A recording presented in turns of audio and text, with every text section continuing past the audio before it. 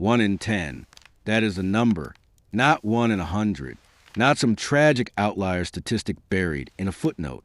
1 in every 10 people who set foot on the Oregon Trail did not reach the end of it. They became part of it. And most of them were not killed by arrows or ambushes or the dramatic confrontations that Hollywood spent decades selling you. They were killed by water, by the very thing they needed to survive. They drank it, and it dissolved them from the inside out. Welcome to the raw frontier.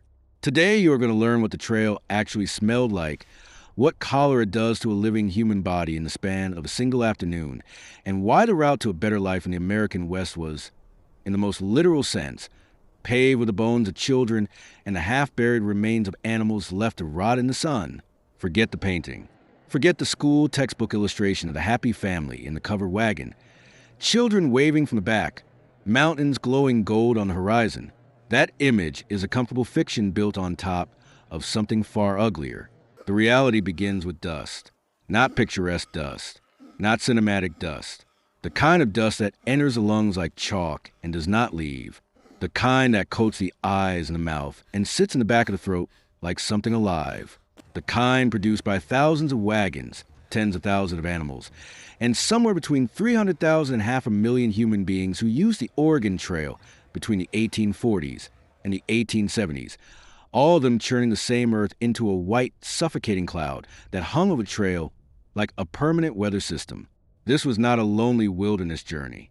At peak migration, the trail was a traffic corridor. Wagon trains stretched for miles, packed so tightly that the animals could not see past the dust cloud ahead of them.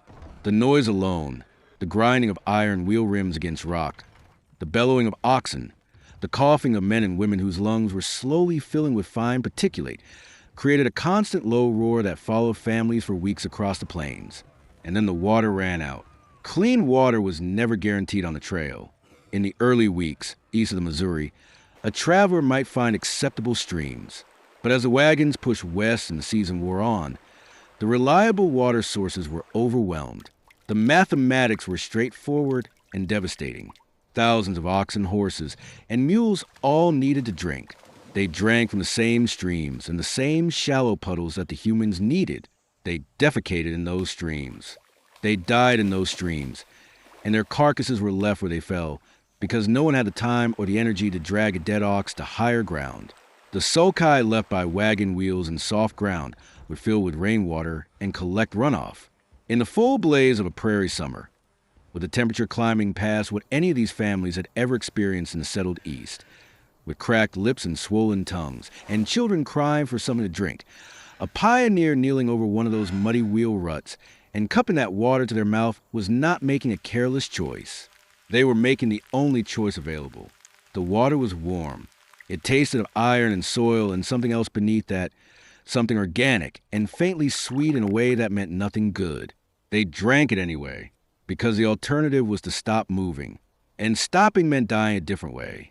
What they could not see, what no one in the 1840s had the science to detect, was a Vibrio cholerae bacterium that had been deposited into that water by every infected traveler and every sick animal that had passed through before them. It was invisible, it was flavorless, and it was extraordinarily efficient at what it did.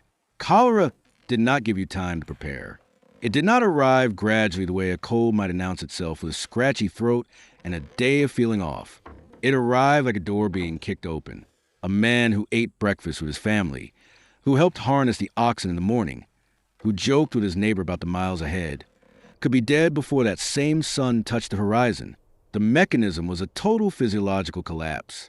The bacterium produces a toxin that hijacks the cells lining the intestinal wall and forces them to expel fluid at a rate the body cannot compensate for. The result was not discomfort.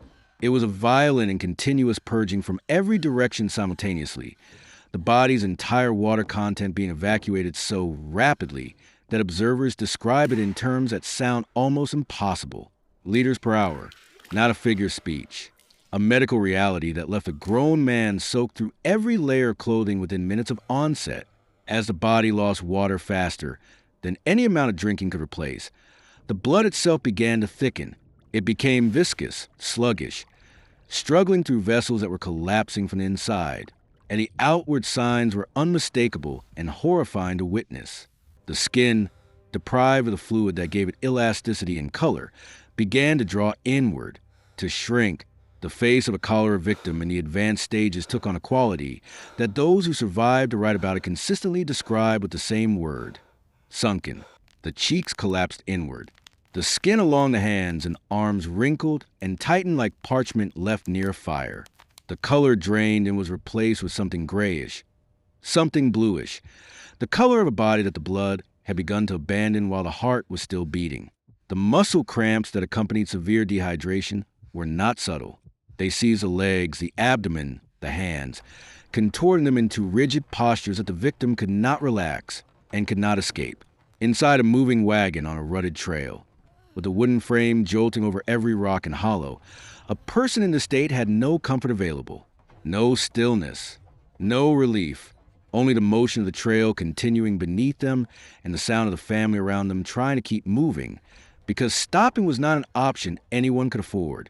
The camps at night carried the smell of it, a sweet, acrid rot that settled over the wagons when the wind died, the biological residue of mass illness with nowhere to go in the open air.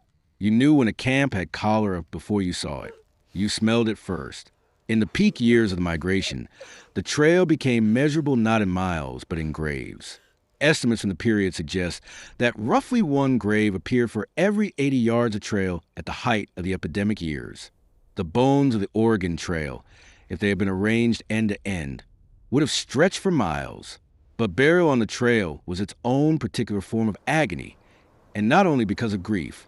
Time was the enemy that killed you if cholera did not. The mountain passes that led into Oregon and California were only navigable in specific windows of the year. Arrive at the Sierra Nevada or the Blue Mountains too late in the season, and the snow would close the passes. The Donner Party was not an anomaly. It was a warning that the trail enforced with mathematical cruelty.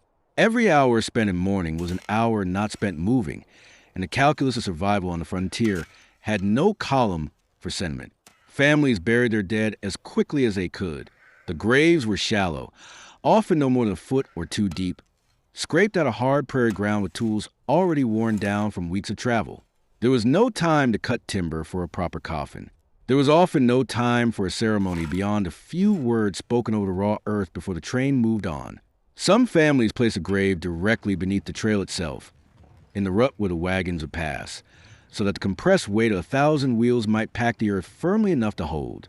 It did not always hold. The wolves and coyotes that traveled behind the migration were among the most well-fed predators on the continent during those decades. They learned quickly what the loose, freshly turned earth meant. Families who looked back from the trail the morning after burying a child or a spouse sometimes saw the packs already working at the site. The trail behind them, in those moments, contained something they could not retrieve and could not stop looking at. By the trail's later years, travelers described a landscape that bore almost no resemblance to the pastoral adventure advertised in the emigrant guides sold back east. The bones of oxen and horses littered the ground so densely in certain stretches that walking through them required navigation. Personal possessions that families had carried for thousands of miles, furniture and ironware and objects from their former lives, were discarded along the route as the animals weakened and the wagons could no longer bear the weight, creating a continuous open-air museum of abandoned hopes.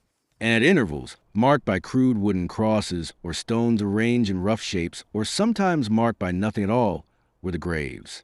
Hundreds of them, thousands of them.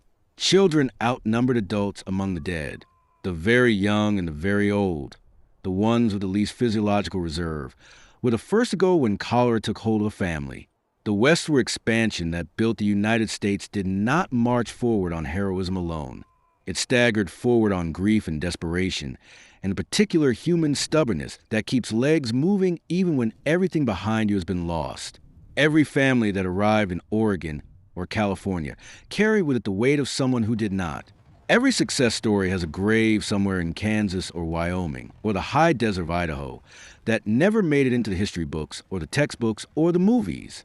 That is the trail as it actually existed, not a journey, a gauntlet, a 2,000-mile test of how much a person could lose and keep walking anyway. Would you have done it? More specifically, When the water was gone and the sun was cracking your lips and a child behind you was asking for something to drink, would you have knelt over that muddy wheel rut and cupped that warm brown water to your mouth, knowing what it might contain, knowing the risk, knowing that the alternative was watching someone you love die of thirst instead? There is no comfortable answer. Leave it in the comments.